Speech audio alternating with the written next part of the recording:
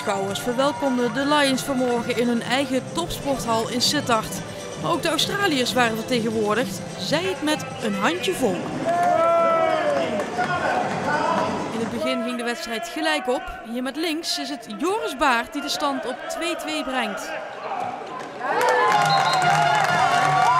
De internationale ploeg uit Sydney, waarin maar 2 Australiërs spelen, blijft in de beginfase in het spoor.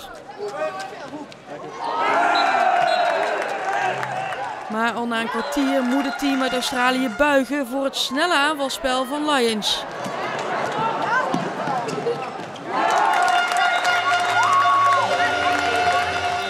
De Australische fans die vinden het al een beleving op zich om te zien hoe groot de sport in Limburg is. Handball is not that big in Australia. No one knows what it is actually.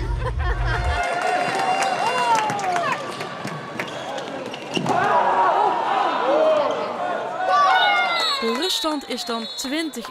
Een monsterscore voor Lions hangt in de lucht. Dan is het natuurlijk zonde dat de uitslag misschien 40-15 wordt of zo. Maar goed, desondanks, het is sfeervol en dat is heel belangrijk.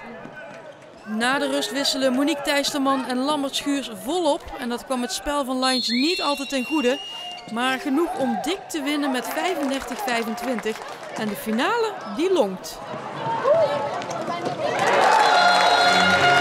We hebben met deze groep 2 of 3 jaar geleden al een keer een finale gespeeld. Ja, het is het ultieme wat je kunt halen op de Hameldagen om de finale te spelen. Dus daar gaan wij ook voor. Dan moet er vanavond wel nog even afgerekend worden met de Noren.